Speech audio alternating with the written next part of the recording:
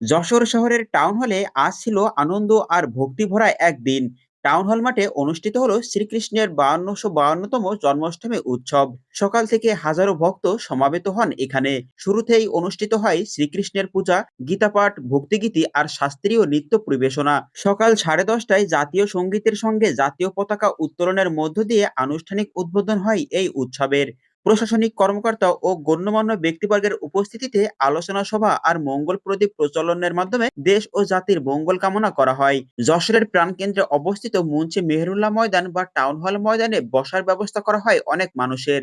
এখানে সকাল থেকে দুপুর পর্যন্ত অনেক ভক্তের সমাগম হয়। প্রায় 8 থেকে 10টি ডঙ্কাপাটির আগমন ঘটে এই জায়গায়। সমগ্র টাউন হল চত্বর আজ মেতে উঠেছিলেন নতুন সাজে, নতুন রঙের, নতুন উৎসবে।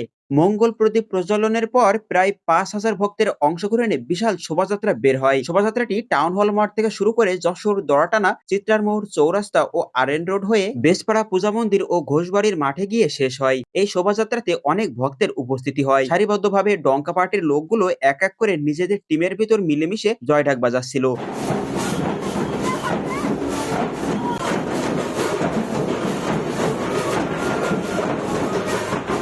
আর এই মঙ্গল জয়ঢাকে সমগ্র শহর মুখরিত ছিল, মেতে উঠেছিল প্রিয় যশোর শহর। যশোর শহরেও যে এত বড় পরিসরে শ্রীকৃষ্ণের জন্মাষ্টমী উৎসব পালিত হয় তা আগে জানা ছিল না।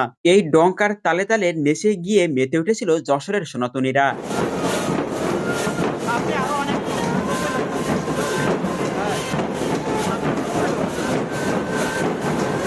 জন্মাষ্টমী হলো ভগবান শ্রীকৃষ্ণের জন্মতিথি। হিন্দু ধর্মাবলম্বীদের কাছে এটি অত্যন্ত পবিত্র এবং আনন্দের একটি দিন। ভাদ্র মাসের অষ্টমী তিথিতে ভগবান শ্রীকৃষ্ণের আবির্ভাব হয়েছিল, তাই দিনটিকে জন্মাষ্টমী বলা হয়। এদিনে বিভিন্ন মন্দির ও আশ্রমে শ্রীকৃষ্ণের পূজা, ভক্তিগীতি, গীতাপাঠ, কীর্তন, উপবাস ও ধর্মীয় আচার অনুষ্ঠান পালন হয়।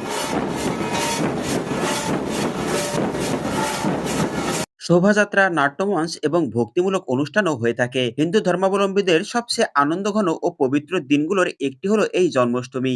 এদিনে অবতীর্ণ হয়েছিলেন ভগবান শ্রীকৃষ্ণ, তাই দিনটি উদযাপিত হয় অপরিসীম ভক্তি আর উৎসাহের সঙ্গে। শাস্ত্র মতে অন্যায়, অশুভ আর অত্যাচার দূর করে ধর্ম প্রতিষ্ঠার জন্যই শ্রীকৃষ্ণের আবির্ভাব। তাই জন্মাষ্টমী শুধুই জন্ম উৎসব নয়, ন্যায়ের বিজয়েরও প্রতীক। শোভাযাত্রা, সাংস্কৃতিক অনুষ্ঠান আর ভক্তদের ভক্তি সঙ্গীতে সারা শহর যেন পেয়েছে আলোকিত রূপ। জন্মাষ্টমী আমাদের মনে করিয়ে দেয়, সত্য ও ন্যায়ের পথে চললেই পৃথিবীতে শান্তি ও সুশাসন প্রতিষ্ঠা করা সম্ভব।